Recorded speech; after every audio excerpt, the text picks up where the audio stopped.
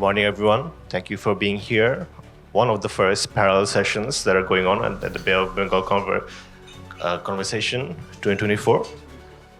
If you have been part of the rest of the conversation, I hope you have enjoyed.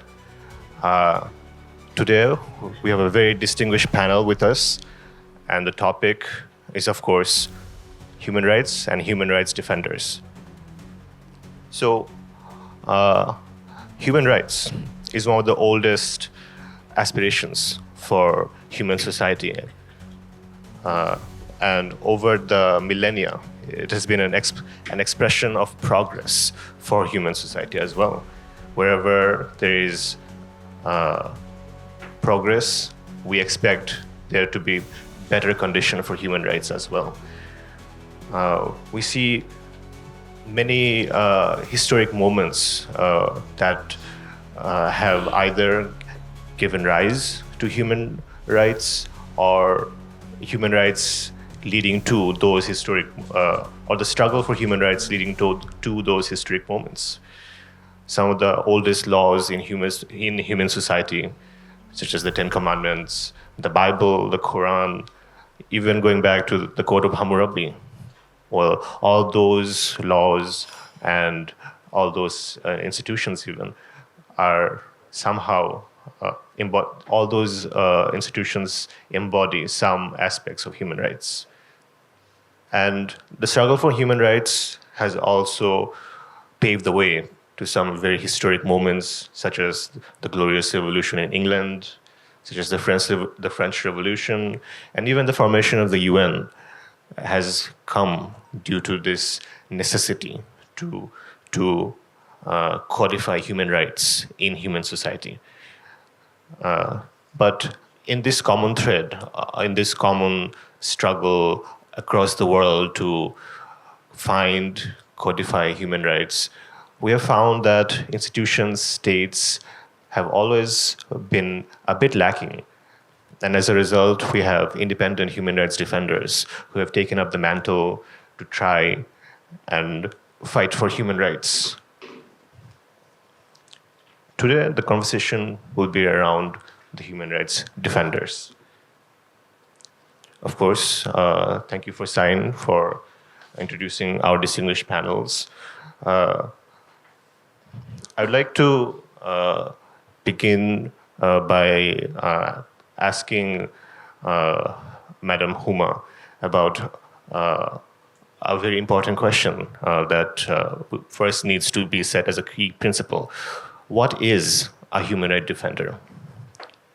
Thank you, and good morning. Those who are sitting behind you may wish to occupy the front chairs. A human rights defender, as per the UN Declaration on Human Rights Defenders, it says people who protect and defend the rights alone or with other people of any specific group, community, any specific right. So that means that anybody who is working at any point for defending rights of himself or herself, as well as of others, alone or in collaboration with other people, is a human rights defender. This is a very different definition from what most of us kind of perceive as human rights defender. So a lot of our people are political activists, a lot of people who are not associated with any NGOs can be human rights defenders. And people can be human rights defenders at one point and may not be a human rights defender. One condition is that the person should embrace the idea of human rights as a whole and not be against other groups' human rights while promoting one specific group's human rights. It's difficult to know, it's difficult to define, but that's the definition. So not to be actively at least promoting against any other group's human rights. In that sense, the declaration says that the aspiration is that everybody should be a human rights defender. Every citizen, every person, every human being should be a human rights defender. That's the only way to advance the agenda of human rights. I think this is good to start with. Yes, that's an excellent first principle for human rights. And as, as I understand, this broad definition of human rights defenders is very fluid. And we see the element of politics here as well. As Ms. Huma mentioned, political activists can also sometimes count as human rights defenders, but perhaps not all the time. Regardless, all human rights defenders have historically faced multiple avenues of challenges, whether that be state repression, whether that be being persecuted by vested interest groups or people in power.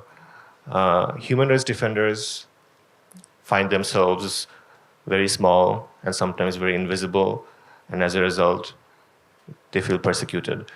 I would like to ask the question of Rani Yenyin. What are some of the key challenges that you yourself, as a human rights defender, have faced and in your work, and how can we overcome those challenges in your practical experience?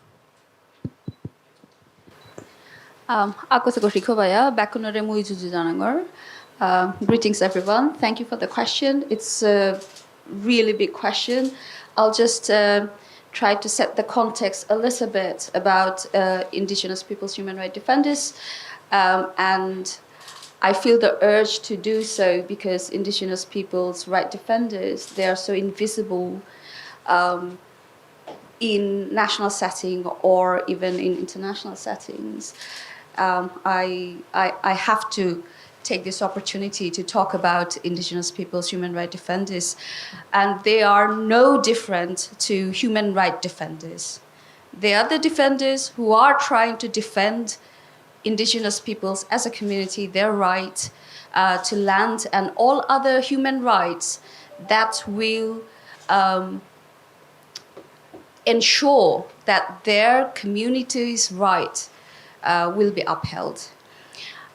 So indigenous peoples' human rights defenders who are working on the field at grassroots level or any other regional level and international level, they are facing lots of challenges. And I'm not going to talk about the challenges that I have faced, but I'm going to talk about the challenges that indigenous peoples in general, indigenous peoples' human rights defenders in general, they face. So the criminalization of indigenous peoples, that's quite rampant.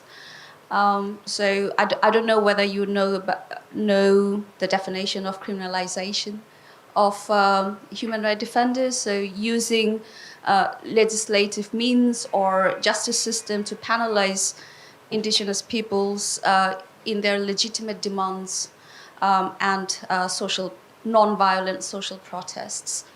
So if I look into Bangladesh,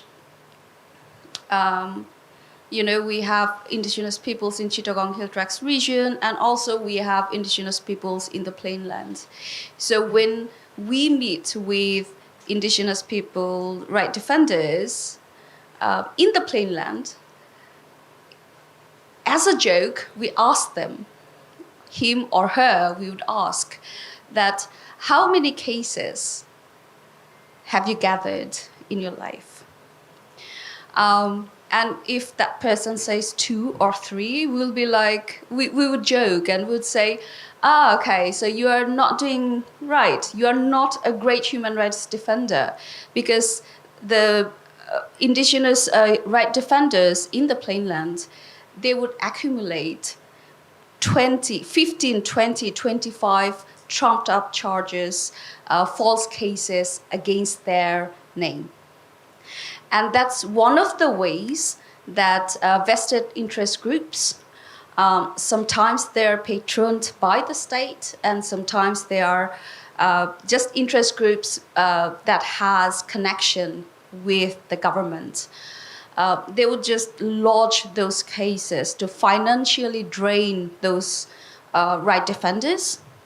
And of course, that mental strain is there. So it can be very debilitating for those right defenders because they have to use all their time to go to the court and attend those hearings, and of course you have to pay for the lawyers and all those things. So that's one of the ways those vested interest groups or state ensures that that person who's very vocal, who's trying to defend the rights, is always occupied with something that that person has never done. That's one of the things I wanted to mention about. And also how media is used, especially right defenders, indigenous right defenders. Most of the times, they're persecuted by the state, state agencies. And if security forces are engaged in that, then it becomes more harrowing for indigenous rights defenders. So why do we, right defenders, talk about media freedom? We talk about media freedom because media can be used to desensitize about indigenous peoples in general, and then indigenous rights defenders. So even in Bangladesh, it happens that media is used to spread the narrative is that indigenous peoples, they're wild and savage, very crudely sometimes. Another thing is that indigenous peoples are separatists. Indigenous peoples, they're terrorists. So think about it. If you are constantly exposed to that narrative, then if something happens to one indigenous right defender, then you are desensitized already. There won't be a public outcry that this person's human rights been violated, this person's been killed, or this person has been taken to jail or been persecuted. And that is how state mechanisms can work to desensitize people about indigenous peoples. So I know we'll be talking more about the practical solutions we can counter these narratives. We can find solutions to support the defenders, and also I would encourage you to ask questions if you have some questions. I should have said that before I started to talk, because it's supposed to be a conversation style. It is called Bay of Bengal conversation, so I hope to have a conversation. Of course. Thank you. Some very, very poignant points, I would say, about the desensitization of the abuse of human rights defenders. Dr. D'Souza, you have worked in conflict theaters across the world, particularly in Afghanistan. Do you see any parallels between the kind of abuse of human rights defenders that Rani Yen has stated in your experience as well abroad? Well, I think the speakers, both Ms. Huma and Yanin, have rightly pointed out to the issue of one is the approach to human rights. As stated in the declaration, human rights is every citizen's responsibility to protect, to defend. So you don't need really defenders in that sense, if you have informed citizens today. The second is also about the criminalization of which occurs and the labeling which occurs. Now, if you look at the conflict theaters, I did some work, spent some time in Afghanistan doing a lot of work there. And in the last 2 decades, you did see that there was a lot of freedom and a lot of women who were empowered at various levels, taking up issues of, rights of women, and there was some attempt of codifying them and implementing them.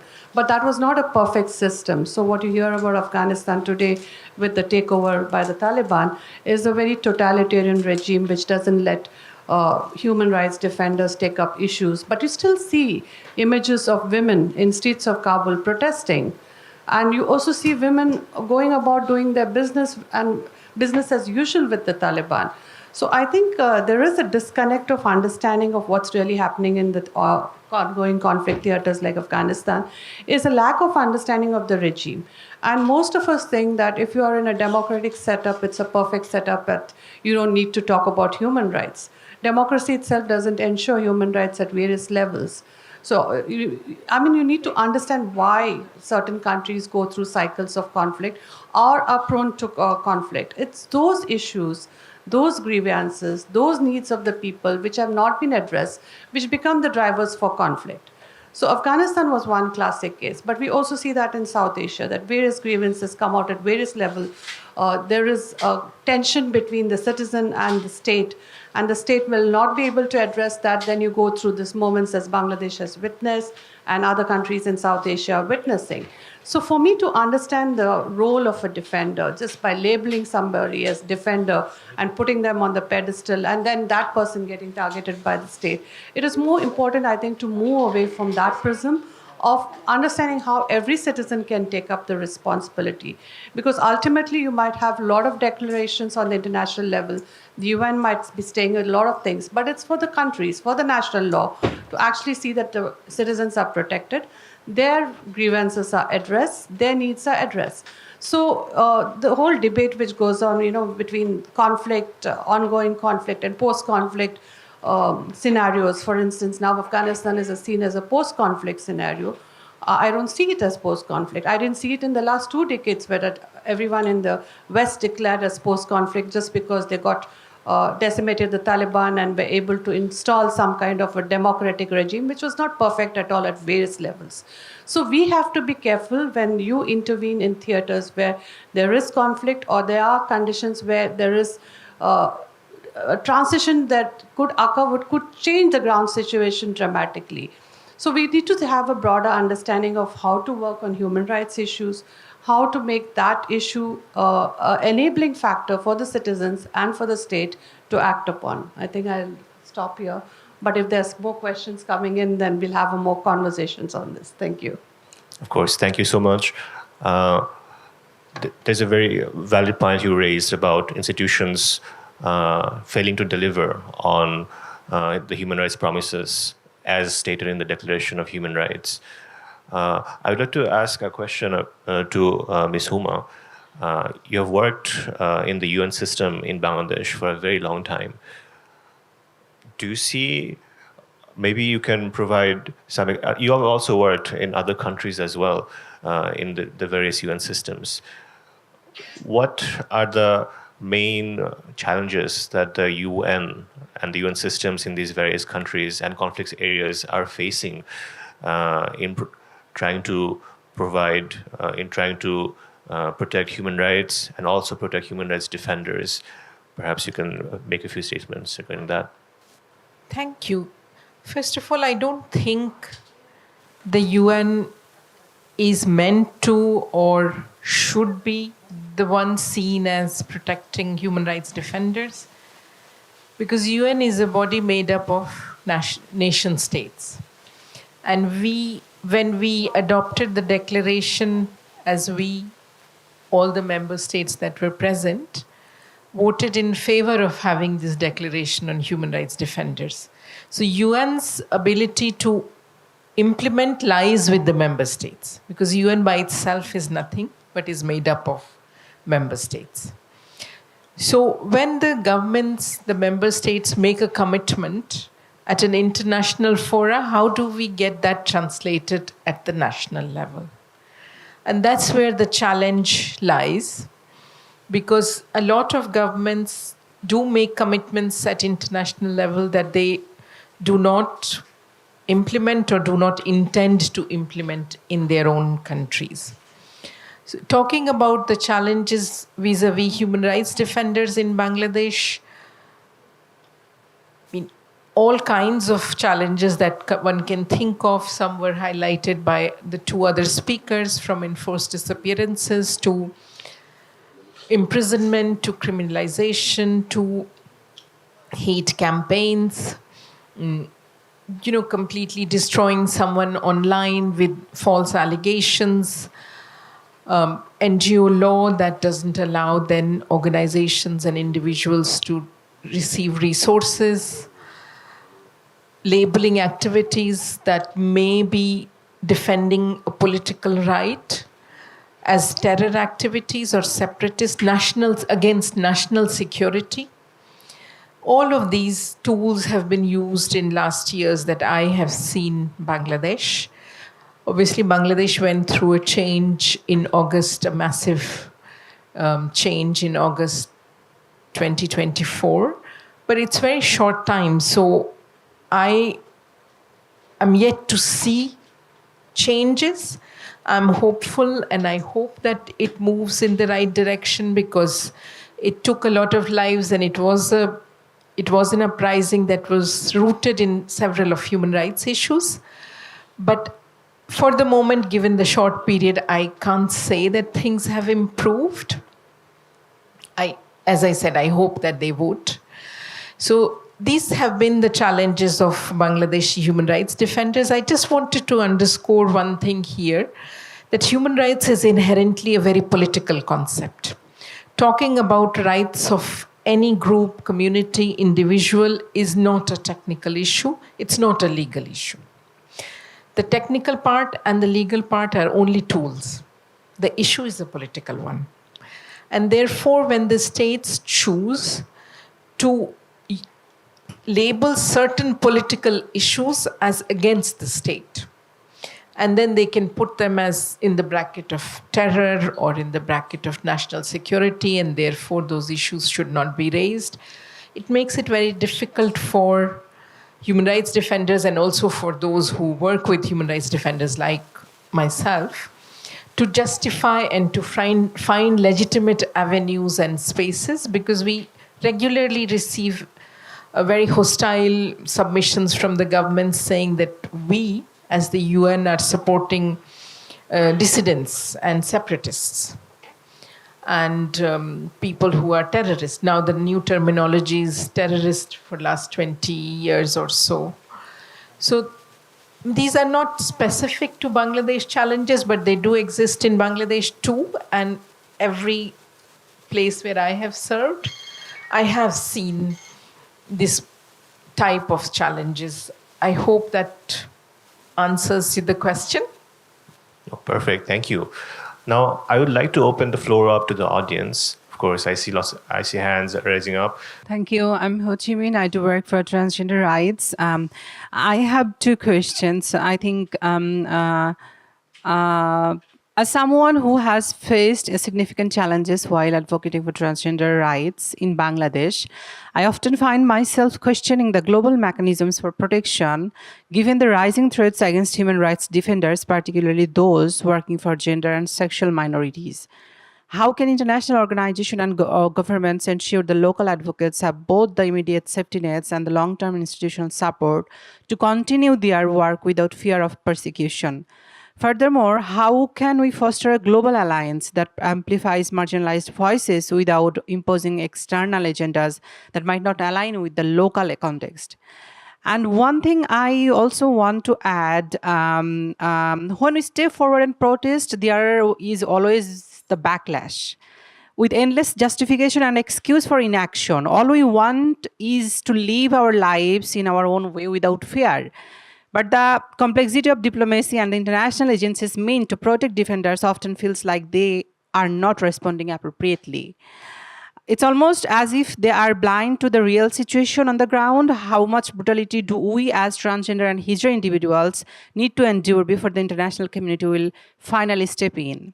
It's terrifying when the UN Human Rights Commissioners comes to fact check. Do they really listen to the voice of these super marginalized communities? And I'm not just referring to the broader LGBT movement. There is micropolitics, elitism, and class and caste struggle within the activism itself. My focus is on the transgender and Hijra communities who are often left unheard and unprotected. And one single question to Rani Yanyan. You met with the chief advisor alongside various women's movement activists and NGO representatives and other stakeholders. Did you feel that the voices of transgender people are missing from that table? If so, how do you view this lack of inclusion? And what steps do you think should be taken to ensure that such discussion truly represents all marginalized communities, including transgender individuals? Thank you for your question. I believe it would be best if we try to just ask the question and then say to which of the panelists the question is for. The gentleman over, please. Thank you. My name is Mohammad Jahidul Islam. I'm a teacher. My question is to Rani Yanian. So basically, rights also includes right to identity. So Bangladesh is going to through some transition right now, and there is a huge discussion going on regarding constitutional reformation. So are you thinking of inclusion of pluralist identity in the constitution as your ethnic identity as well as your linguistic identity? And are you making any sort of advocacy, especially when this is a very crucial phase is going on, because people and from the government side as well as advocate side are working on the issues. So I think this is very high time to make a very strong voice in the society to include all the identities as well as linguistic perspectives. Thank you for your question. I believe both of them were directed to Rani Yanian. We will come back to another round of questions, but for now, I believe we can begin the answers. Thank you for the question. So constitutional reform and the reform commissions. Let's not only talk about constitutional reform commission. Let's talk about all the committees that's been formed by the interim government. So we do not have. We always have expected that since the regime has changed, now we will have more inclusion in the decision-making process, especially when the country is going through this transition and we are looking for reform in the system. And that is the commitment of interim government. So we expected that in these commissions, we will have equitable representation. I wouldn't say equal, equitable representation. But it's been disheartening to see that we don't have women's voices. We don't have voices from minority and marginalized community, be that ethnic minority, be that religious minority, be that sexual minority communities. And we have been trying to advocate for inclusion. But so far, it hasn't been heard by the government. But at the same time, I understand that most of the time, what we advocate for is not going to be taken up by the institution or by those people who are in power. But we have to keep on, we have to continue to talk about all these issues. You have to lobby different members. There are different members in the commission. And if you are part of a network that has good connections with, even at individual level, you just have to make the most of it. We have not actually stopped talking about it, and few of the representatives, indigenous representatives and also minority representatives, they have been meeting up with different members of Constitution Reform Commission. So if our representation is not ensured in those commissions, we will try to ensure that our voices are heard through the members of this commission. So there's still hope. Perhaps the second question as well? Yes. But perhaps... But she asked two questions, and one question is directed towards me. So I'm going to answer that question. When I got the chance to meet with Chief Advisor, it wasn't that, yes, I received that invitation and I went in. I didn't actually expect that I would be invited. So I went in there, and so many women, only women rights activists there. And we only got like a minute or two to talk about So, yes, inclusion is a big problem, as I said. Even in the commissions that are going to make decisions, take decisions for the future of our nation. But in a good note, we talked about inclusion of everyone, and I can vividly remember that we were 26 or 27 of us were there, and at least 8 of us talked about inclusion of every minority and marginalized community, every community that are invisible. That's all we could do. Thank you. To build on those questions a little bit, but very quickly, I would like to ask Dr. D'Souza that this invisibility of human rights defenders and this kind of absence of representation, particularly from minority communities, I'm sure you have seen this play out in many contexts, in many places where you worked. But have you ever encountered a positive example of a place where such action was taken to include people, to include minority communities in the human rights conversation as well? Well, I think that's been a difficult proposition for most of the countries. But if you look at very local level achievements, particularly, I can talk about a case in Northeast India, where in a state in Mizoram in 80s, there was an insurgency. And the state used a lot of force to crush that. But it also provided a space for political representation. So once the conflict was ended, this group, the Mizo Liberation Front, came as a political group, contested elections, and won the elections. So this is seen as one of the success, where you give that platform, give an opportunity for those who are fighting for the indigenous rights and for the representation to be a part of a system and to have their own rights over their land. So I think that was one case. But if you look at other cases like in Nagaland, which I see it as a negative piece at some level because that conflict has been ongoing. Now, most of the studies in terms of conflict go by the indicators of levels of violence. Just because the levels of violence have decreased, and here again I would say Afghanistan, that doesn't mean the conflict has ended. The drivers of the conflict still exist. So if they exist and we are not addressing them, and we are just, the state or rest of the country is happy with just a scenario where there's no killings and no violence, but what about the other conditions which are leading the youth to join those groups or to perpetuate the conflict? Then I think we have problems by not including. So for me, it's like one is at international level, which I think Huma talked about at UN, but I think it's very broad-based. It comes down to the national. Now, again, inside the national level, like for a country like India or Afghanistan or most of the South Asian countries, it is the local systems which work. And most of the time, I find that local systems are not able to address those issues because either they're disconnected with the center or they don't have mechanisms, or more importantly, those who are involved are corrupt at various levels.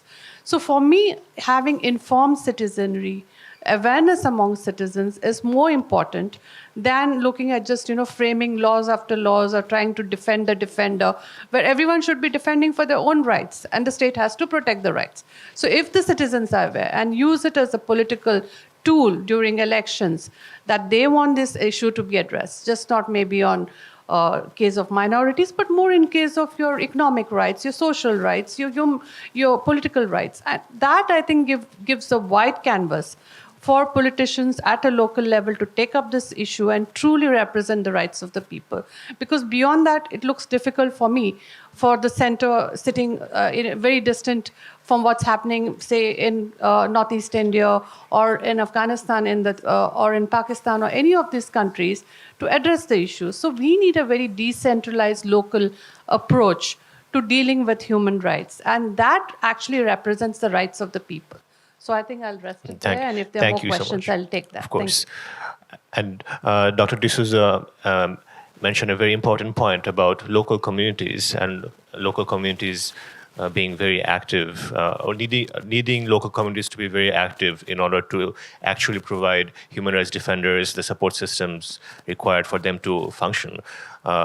In this thread, I would like to ask Ms. Huma, a very important question. How do we bring human rights home? Human rights has always been in the hall. It's being discussed in the halls of, in the UN. It's being discussed by foreign powers as talking points.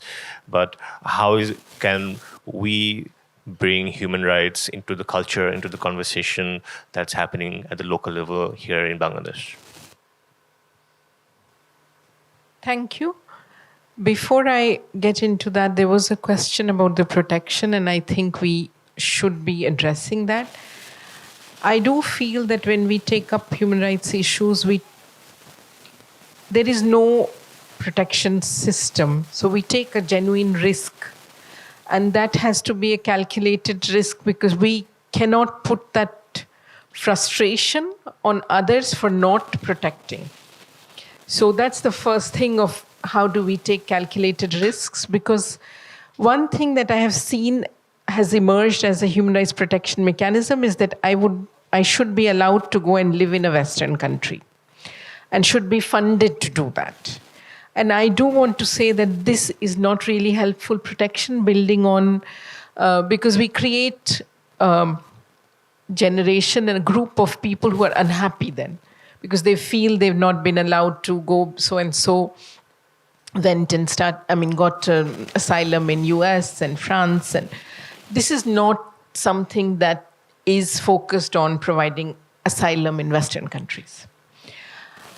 The local systems, the local communities, and it's everyone's job to protect, not only any one entity or institution, because nobody can.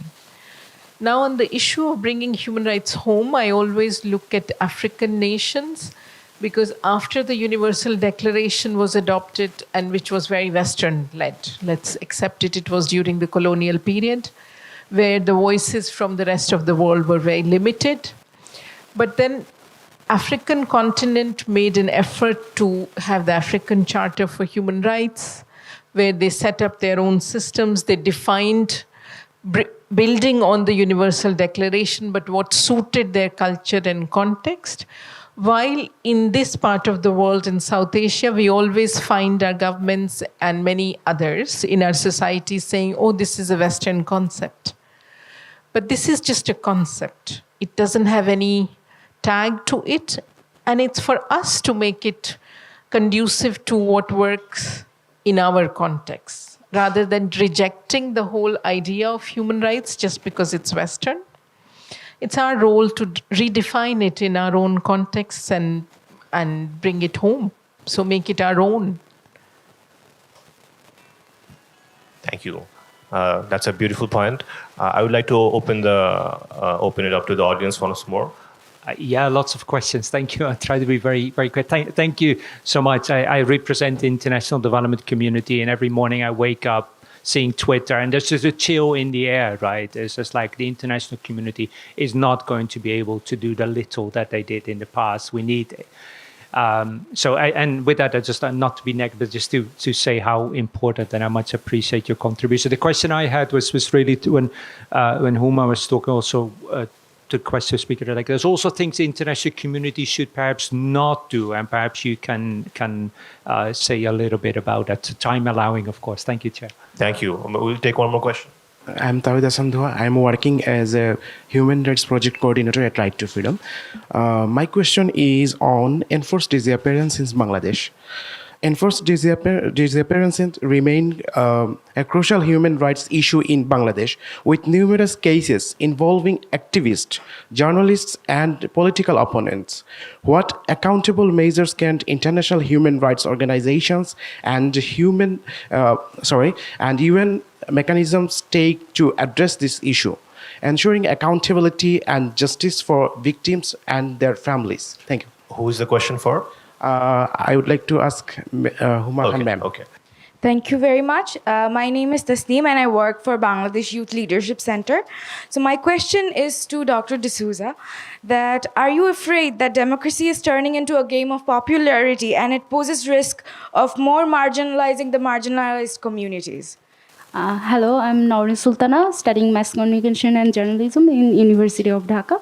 So my question is, authoritarian regimes often use the strategy to divide people. In last 15 years and before that, we have seen intentional polarization in Bangladesh, and the defenders are criminalized. Even the sufferers take human rights defenders as enemy or elitist. In this process of othering process, we see a spiral of silence among people when it comes to defending other people outside of their bubble. So, how to be more connected to those people and break the spiral of silence? Thank you. Thank you. Is the question directed at any panelists in particular? Rani Anian, ma'am. Okay, so 2 questions for Huma and 1 question each for the other 2 panelists, please. Thank you. I think one thing I fully agree that as part of international community, we need to do a lot of unlearning ourselves. And some of the things that we have done have not actually helped in terms of defending human rights defenders or several other issues. So I think it's useful for us to also reflect and unlearn and build local capacities as opposed to offering things that look very, very glamorous, but they're not a sustainable solution. And we all have been part of that, and that's why we see there is this almost frustration that why is it not coming to me? So I think we need to respect the local systems and cultures first, and then try to build what mechanisms we want to build to protect people rather than bringing our standards, which often come from only one part of the world, and start imposing them and those solutions to the other parts of the world. I fully agree with that. And on the issue of enforced disappearances, it's interesting that we 3 have spoken a lot about local solutions, but you want an international solution to something. It's your government who signed up to the Convention on Enforced Disappearances. So international mechanisms are not, let's not confuse, they are made up of the same government. So Bangladesh is represented by the government of Bangladesh in the United Nations system. And when the system adopts something and the government of Bangladesh signs on to that, to implement that is the responsibility of the government of Bangladesh and not of the international community. So there is a working group on enforced disappearances, but their main role is to help people find their family members. Once the person is found, the case gets closed, because they're not a justice delivery mechanism. If you read the convention, that is the responsibility of government of Bangladesh. And we should start putting focus where it lies. Not to just find few Western governments who would listen to you, or some people like me who would listen. We don't have any authority to deliver justice. Let's not get confused. Only entity that can deliver justice here is the government of Bangladesh and institutions of Bangladesh. Unless there is an issue taken up to ICC, International Criminal Court, which has a lot of requirements which your country does not fulfill. So the justice mechanism in Bangladesh should act on that. Thank you. Can I just add on? Of course. Just for a minute about these international instruments and mechanisms. Just because Bangladesh government has signed a document, it doesn't mean that Bangladesh government will be committed to do it. And as right defenders, it is our duty to keep on talking about it, to hold the government accountable, that these declarations and these commitments. These commitments should be met by the government. So right defenders, when we work in the field, we can get elated, like when Bangladesh government signs this document or this instrument, international instrument. But that is not the end of right defenders' journey. That is another chapter of the journey to make the government accountable if it does not carry out the commitment that it has promised. And I believe you also had a question directed at you, at Rani. I think it's about the understanding of the way democracies work. As Huma rightly pointed out, human rights is seen as a Western approach. Most of the traditional societies in Asia, democracy is alien to many of them. So just because you have a democracy doesn't mean it's perfect. There are a lot of local characteristics which are fed into it, which I think the Western world or even the international organizations don't understand. So to understand how it works, I think we need to get down to a very local level and build in those local capacities and provide platforms. So what democracy has done at one level is to give those avenues, right? You have systems like elections, representation, accountability, which democracies expect. So if you look at how democracies have evolved in Asia and the way they are moving on the scale of, when you see a rise of populist movements, you see that in Europe, you see that in US. So what does democracy mean to you? It's ultimately about your system, which is in sync with the needs of the people. So I think we need to understand democracy in that light and have the local representation, the local needs, the local aspirations being met. And for me, as I mentioned before, I think it's just not about the regimes, it's about political representation and mobilization of the people. So if you have someone defending human rights issues and is being labeled out, singled out, criminalized, and is targeted by the state, what are the rest of the people doing? I mean, if the person is taking up an issue which matters to a significant section of the population, it is the responsibility of the people to work with that person so that the person is not targeted and at times even eliminated. We just watch everything occur just because that person is labeled as a human rights defender or a terrorist or someone who has taken up issues which don't matter to you, but in the long term they might. So as students, as citizens, as responsible citizens of a country, I think all of you should take up that role. And that's when human rights will not be like segregated or elevated to a state where you can't act upon. So we have to build those channels of communications, those linkages with people who are working on issues which matter, and thereafter take it to another level rather than just expecting, say, even on transgender, that someone on the global level will act. It doesn't happen that way. So we have to have a very local approach, and we have to have an understanding of what happens on the ground. And most of the time, even if you look at what happened in Afghanistan, the intervention didn't work because no one understood local customs and the needs. And even today, if they want to be where they are in their cultural and societal space, I think countries shouldn't intervene. We need to respect what the people want, and we have to ensure that people get the platforms and the access to do what they want to do, because that is what is aspirational. And democracies, I think, is one way. It's about working in a democratic system to make it better. But democracy is not an answer to all your problems. Okay? Thank you. Excellent answer. We are running very behind schedule, so I would like to wrap up in the shortest possible way. How do we defend defenders? Perhaps from the grassroots, not from the top up, and perhaps not from far away. So I believe with that, we will end our panel here. Thank you very much to all